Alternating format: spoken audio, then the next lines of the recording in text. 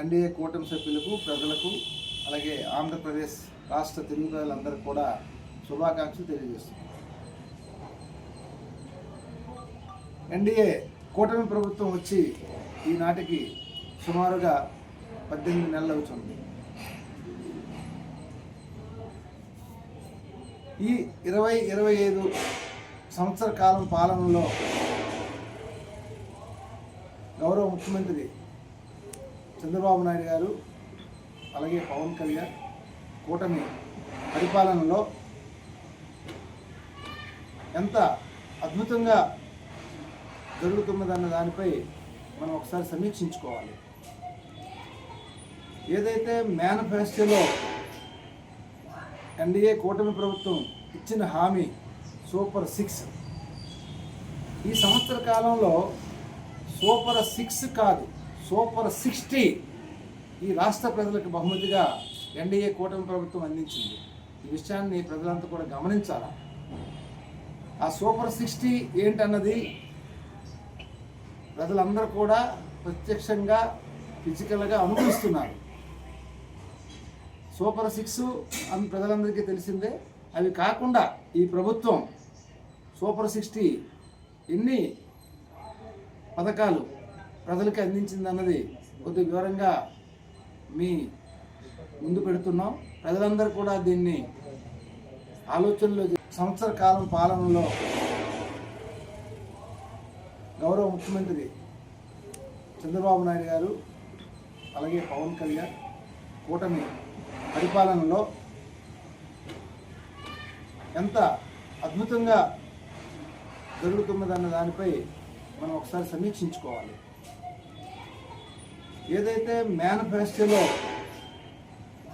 NDA కూటమి ప్రభుత్వం ఇచ్చిన హామీ సూపర్ 6, ఈ సంవత్సర కాలంలో సూపర్ 6 కాదు, సూపర్ 60 ఈ రాష్ట్ర ప్రజలకు బహుమతిగా ఎన్డీఏ కూటమి ప్రభుత్వం అందించింది.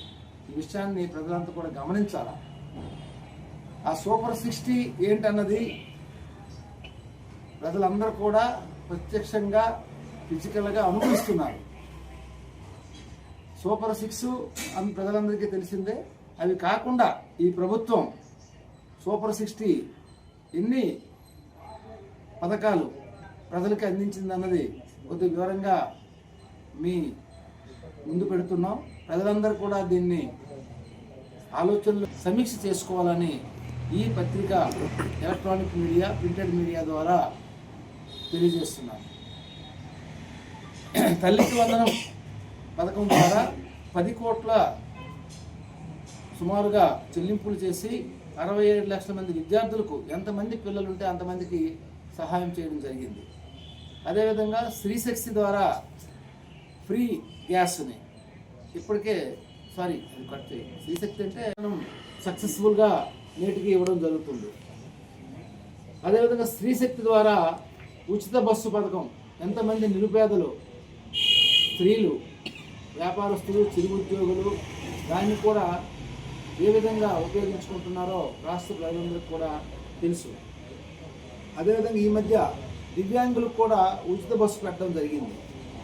ముఖ్యంగా ఈ రాష్ట్రం రైతులు రాజుల్లా ఉండాలనే భావనతో ఈ ప్రభుత్వం వచ్చిన తర్వాత అన్నదాత సుఖీభవ పథకం కింద సుమారుగా 20,000 రూపాయలు 3 విడతలుగా ఇవ్వడానికి నిర్ణయించుకొని ఇప్పటికే 2 విడతలు చెల్లించడం జరిగింది.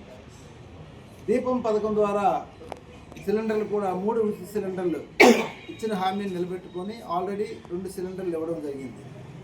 అలాగే అన్నిటికంటే ముఖ్యమైనది ఎన్టీఆర్ భరోసా పింఛన్ పథకం. ఒకసారి గమనించండి. గతంలో గొప్పలు చెప్పుకొని ఒకసారి మేనిఫెస్టోలో చెప్పిన 1000 రూపాయలు పెంచడానికి విడతలుగా పెంచిన అప్పటి ప్రభుత్వం మేనిఫెస్టోలో ఇచ్చిన ప్రకారం మాట ఇచ్చిన రోజు నుంచే, అంటే ఎలక్షన్ ముందు 2 నెలలు, అలాగే ఎలక్షన్ తర్వాత అకౌంట్ తర్వాత వచ్చిన మొత్తం డబ్బులు కూడా ఒకేసారి చెల్లించి ప్రతి నెల 1st తారీఖునే ఆ పింఛన్ని లబ్ధిదారు దగ్గరికి తీసుకెళ్ళి ఇవ్వడం జరుగుతుంది. అన్నిటికంటే ముఖ్యంగా గమనించాలా, ఏదైతే అప్పుడు ఒక వ్యవస్థని వాలంటరీ వ్యవస్థ తెచ్చి దాన్ని మహా గొప్పగా మేము ఇంటి వద్దకే చేస్తామని ఎంత వృధాగా ధనం వృధా చేశారు. వాళ్ళను కూడా వీధిని పడేసి వాళ్ళ భవిష్యత్తుని, యువత భవిష్యత్తుని కూడా ఆ పేరుతో దేనికి పనికి రాకుండా నాశనం చేయబడిందన్న విషయాన్ని ప్రజలు గమనించాలి.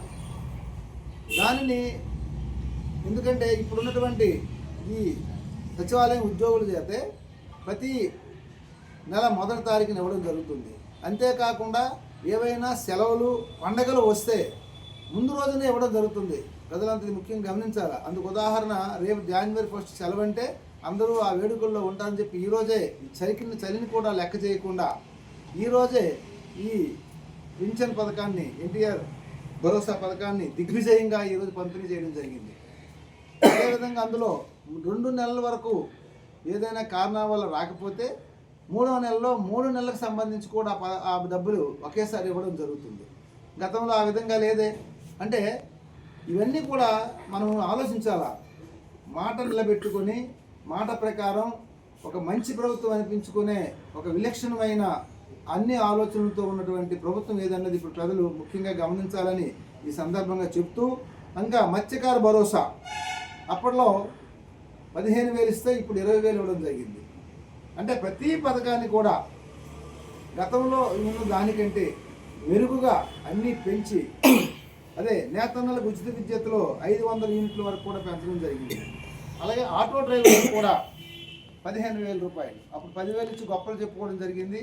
ఆ 10,000 కూడా కావలసినన్ని ఫైన్లు వేసేవాళ్ళు.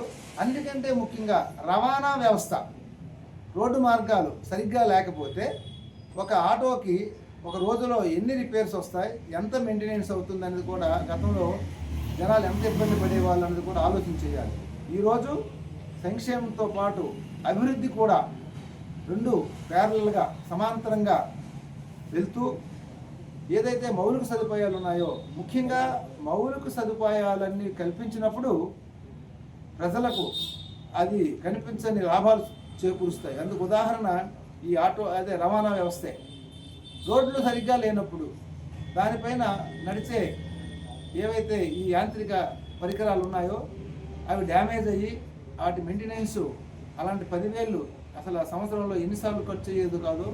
అదేవిధంగా ఫైనల్ రూపంలో కూడా అప్పుడు ఉన్నటువంటి ఆటో డ్రైవర్లు మిగతా వాటి బతికే వాళ్ళందరూ కూడా ఎన్ని ఇబ్బందులు అయ్యాయో అందరూ కూడా వాటిని గమనించుకొని ఇప్పుడున్నటువంటి ఈ ఎన్డీఏ ప్రభుత్వం ఎంత దిగ్విజయంగా ప్రజా సంక్షేమం చూస్తూ పరిపాలన చేస్తూ రూపాయలకి అన్నం పెడుతుంటే వాటిని కొన్ని వాళ్ళ పిచ్చి ప్రకారం పేర్లు మార్చుకొని రంగులు మార్చుకొని మెయింటైన్ చేయాలి కదా.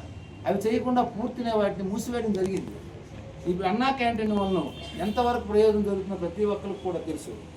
ఇప్పుడు మళ్ళీ ఆ అన్నా క్యాంటీన్లు అన్నీ కూడా పూర్తిగా మూసివేసింది. గతంలో గత సంవత్సరం 204 అన్నా క్యాంటీన్లు తెరిచి సుమారుగా ఇప్పటికి 4 కోట్ల భోజనాలు అనేది పెట్టడం జరిగింది. అదేవిధంగా గీత కార్మికులకు కూడా 10% మద్యం షాపులు కేటాయించడం జరిగింది. అంటే బీసీలకు ఈ ప్రభుత్వం ఎంత స్థానం కల్పిస్తుంది, వాళ్ళ ఆర్థికంగా అభివృద్ధి చెందడానికి ఏ విధమైన చర్యలు తీసుకుంటుంది అనడానికి ఇదొక కారణం.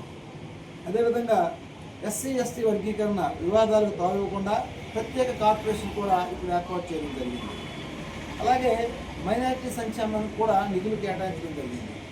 అలాగే ఇమాములకు, అంటే ఆల్ బీసీస్కి, ఇమాములకు, పాస్టర్లకు అందరికి కూడా వాళ్ళ వేతనాలు చేస్తూ, ముఖ్యంగా గతంలో తొక్కబడిన హిందూ ధర్మాన్ని కాపాడడానికి, హిందూ తత్వాన్ని నిలబెట్టడానికి కూడా ఇప్పుడు పురోహితులకు కూడా దాని వేతనాన్ని మినిమం 15,000 రూపాయలు చేయడం జరిగింది. భారతదేశం అంటే హిందూ దేశం కాబట్టి గత ప్రభుత్వం హిందూ దేవాలయాలపై దాడి కానీ, హిందూ విగ్రహాలపై దాడి కానీ ఎన్నో చేసి ఉన్నారు. అంటే హిందూ తత్వాన్ని నాశనం చేయడానికి కూడా కంకణం కట్టుకున్న గత ప్రభుత్వం ఇప్పుడు దాన్ని మళ్ళీ పునరుద్ధరించడానికి పురోహితులను కూడా 15,000 రూపాయలు వేతనం పంపించడం జరిగింది. అంటే మన లౌకిక రాజ్యానికి నిదర్శనంగా హిందువులకి, ముస్లిమ్స్కి, పాస్టర్స్కి అందరికి కూడా అన్ని రకాల బీసీలకి అందరిని కూడా ఎవరిని కూడా కించపరచకుండా ఈ ప్రభుత్వం సమాంతరంగా తీసుకెళ్తుందనడానికి ఇది ఒక్కటే ఉదాహరణ. అదేవిధంగా జూనియర్ లాయర్లకు కూడా 10,000 రూపాయలు ఇవ్వడం జరిగింది. అన్నిటికంటే ముఖ్యంగా ఈ న్యాయ వ్యవస్థలో మార్పుల కోసం చేస్తున్నటువంటి గతంలో ఏదైతే గత ప్రభుత్వం మేనిఫెస్టోలో లాయర్లకి 5 లక్షల రూపాయలు మ్యాచింగ్ గ్రాంట్ ఇస్తామని చెప్పి హామీ ఇవ్వడం జరిగింది వైసీపీ గవర్నమెంట్లో గత ముఖ్యమంత్రి జగన్మోహన్ రెడ్డి గారు. కనీసం వచ్చిన తర్వాత దాని ఊసెత్తలేదు సరికదా, అందులో ఉన్న నిధులు కూడా డైవర్ట్ చేయడం జరిగింది. కానీ ఇప్పుడు వచ్చిన ప్రభుత్వం, ఎన్డీఏ ప్రభుత్వం, మరణించిన లాయర్లకు ఏదైతే వెల్ఫేర్ ఫండ్ నుంచి ఇస్తారో ఆ నిధి కాకుండా దానికి మ్యాచింగ్గా ప్రభుత్వం కూడా ఈ మధ్యన సుమారుగా 150 మంది మరణించినటువంటి లాయర్లకు కూడా ప్రభుత్వ పరంగా ఇవ్వాల్సినటువంటి 4 లక్షల రూపాయలు కూడా చెల్లించడం జరిగింది. కాబట్టి మనం ఈ సంక్షేమ కార్యక్రమాలు చూస్తూ పోతూ అభివృద్ధికి వచ్చేసరికి మాట ఇచ్చిన నిలబెట్టిన ప్రకారమే అభివృద్ధి అక్కడ అమరావతిలో, ఇక్కడ వైజాగ్లో, తర్వాత అన్ని ప్రదేశాల్లో కూడా చిత్తూరు, అనంతపూర్ అన్ని దగ్గరలో కూడా ఫ్యాక్టరీస్ కావాల్సినటువంటి మన ఇన్ఫ్రాస్ట్రక్చర్కి కావాల్సినటువంటి అన్ని రకాలైనటువంటి పరిశ్రమలు తేవడం జరుగుతుంది. ముఖ్యంగా ఉద్యోగులకు ఇచ్చిన హామీ, ఆ హామీ ప్రకారం ఇచ్చిన మాట ప్రకారం మొదటగా ఇచ్చిన మాట ప్రకారం టీచర్స్ తాలూకు రిక్రూట్మెంట్ సుమారుగా 17,000 పోస్టుల్ని టీచర్స్ని నియామకం చేయడం జరిగింది. గతంలో ఆగిపోయిన సుమారుగా 5,600 కానిస్టేబుల్ తాలూకా రిక్రూట్మెంట్ కూడా పూర్తి చేయడం జరిగింది. అన్నిటికంటే ముఖ్యంగా అక్కడ గమనించాలా, కానిస్టేబుల్స్కి 4,500 ఉన్నటువంటి స్టైఫండ్ని ఒకేసారిగా 12,500 పెంచడం జరిగింది. గత ప్రభుత్వం నోటి మాటగా వాళ్ళకి ప్రతి శనివారం సెలవిస్తానని చెప్పి అది విస్తరించడం జరిగింది. వాళ్ళకి ఇస్తామన్నటువంటి అన్ని రకాల సదుపాయాలు కూడా తోక కత్తిరించడం జరిగింది. కానీ ఇప్పుడు ఇచ్చిన మాట ప్రకారం 4,500 స్టైఫండ్ని ఒకేసారి 12,500 రూపాయలు చేసి వాళ్ళకి రిక్రూట్మెంట్ చేయడం జరిగింది. అలాగే అంగన్వాడీ కార్యకర్తలకు ఆశా గ్రాట్యుటీ అమలు, బాలింతలకు ఎన్టీఆర్ కిట్లు కూడా ఇవ్వడం జరిగింది. పూర్తిగా గతంలో ఈ ఆశా వర్కర్ల తాలూకా సంక్షేమం కానీ వాళ్ళ సేవలు కానీ వినియోగించుకోకుండా విడిచిపెట్టడం జరిగింది. ఇంకా ముఖ్యంగా ఏదైతే ఇంతకుముందు మాట్లాడుకున్నామో ఈ రోడ్స్ ఏదైతే లాజిస్టిక్స్ ఉన్నాయో దాన్ని రిపేర్ చేయడానికి సుమారుగా 1000 కోట్లతో రోడ్లు మరమ్మతులు చేయడం జరిగింది. అలాగే మరో 3,000 కోట్లతో ప్రతిపాదనలు ప్రస్తుతం చేయడం జరిగింది. సుమారుగా 4,000 కోట్లతో ఇంటర్నల్ రోడ్స్, మెయిన్ రోడ్స్ అన్నీ కూడా చేయడానికి ఆల్రెడీ 1000 కోట్లు ఖర్చు పెట్టాం. ఇంకా 3,000 కోట్లు ఖర్చు పెట్టడానికి ప్రభుత్వం దాని ఎస్టిమేట్స్ కూడా తీసుకోవడం జరిగింది. ముఖ్యంగా 23 పాలసీల కొత్తగా 23 పాలసీ అని పెట్టి పరిశ్రమలకు రాయితీలతో దేశంలోనే తొలి ఎస్క్రో విధానాన్ని తీసిపెట్టింది. ఎస్క్రో ఖాతాలని తెరిచిందనమాట ఈ ప్రభుత్వం. ఫస్ట్ సారి దేశంలోనే ఏవైతే ఉన్నాయో సులభతరం చేయడానికి పరిశ్రమలకు రాయితీలతో దాన్ని ప్రారంభించి అభివృద్ధికి తోడ్పాటు చేస్తుందన్నమాట. అలాగే మన సమ్మిట్లో 610 ఒప్పందాలు తీసుకొని 13.25 లక్షల కోట్ల పెట్టుబడులని సుమారుగా 16 లక్షల ఉద్యోగాలు వచ్చే విధంగా కూడా ఆ కార్యక్రమం చేయడం జరిగింది. ఇవన్నీ మనం గమనించాలా. అంటే మన ఆంధ్రప్రదేశ్, అట్టుడిగిన ఆంధ్రప్రదేశ్ని అన్ని రకాలుగా అభివృద్ధి చేయడానికి మన ముఖ్యమంత్రి, నా గౌరవ ముఖ్యమంత్రి నారా చంద్రబాబు నాయుడు గారు, అలాగే ఐటీ మినిస్టర్ గారు నారా లోకేష్ గారు, అదేవిధంగా మన పంచాయతీరాజ్ శాఖ మంత్రి అలాగే జనసేన అధినేత పవన్ కళ్యాణ్ గారు అహర్నిశలు సుమారు రోజుకి 18 గంటలు శ్రమిస్తూ ఎన్ని రకాలుగా ఈ రాష్ట్రాన్ని అభివృద్ధి చేయాలో అన్ని రకాలుగా ఇచ్చేస్తూ గతంలో వైజాగ్ని ఆర్థిక రాజధాని పేరుతో ధ్వంసం చేస్తే ఈరోజు విశాఖని ఐటీ హబ్గా గూగుల్ రిలయన్స్ డేటాని అలాగే టీసీఎస్ ప్రారంభించి కాగ్నిజెంట్కి కూడా శంకుస్థాపన చేయడం జరిగింది. అంటే గతంలో వైజాగ్ని ఇన్ని రకాలుగా విధ్వంసం చేస్తే ఇప్పుడు దాన్ని మళ్ళీ అభివృద్ధి చేయడానికి ఈ రకమైన కార్యక్రమాలు చేస్తూ అక్కడ ఉన్నటువంటి మళ్ళీ వైజాగ్ని రాష్ట్ర, దేశ, ప్రపంచ పటంలోనే ఉండే విధంగా ఈ గూగుల్ రిలయన్స్ని తీసుకొచ్చారు. కాబట్టి ఈ సందర్భంగా ఈ ఎన్డీఏ ప్రభుత్వంలో ఉన్నటువంటి గౌరవ చంద్రబాబు నాయుడు గారిని, అలాగే ఐటీ మినిస్టర్ గారిని, పవన్ కళ్యాణ్ గారిని మన రాష్ట్ర ప్రజలు ఎంతో రుణపడి ఉన్నారు. అలాగే మన దేశ ప్రధాని కూడా మన ఆంధ్ర రాష్ట్రం పైన కావాల్సిన సహకారం కూడా ఇస్తున్నారు.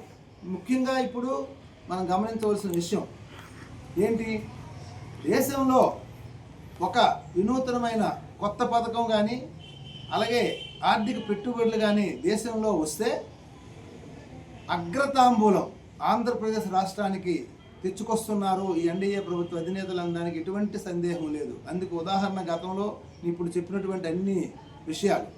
అదేవిధంగా రాష్ట్రంలో ఏదైనా పెట్టుబడులు కానీ కొత్త పథకాలు కానీ ఒక అభివృద్ధి కార్యక్రమాలు కానీ చేపడితే అందులో నర్సన్నపేట నియోజకవర్గానికి మన ఎమ్మెల్యే గారు గౌరవ బొగ్గు రమణమూర్తి గారు అగ్రతాంబూలం నర్సన్నపేటకు వచ్చే విధంగా ఈయన ఇక్కడ శ్రమిస్తున్నారు.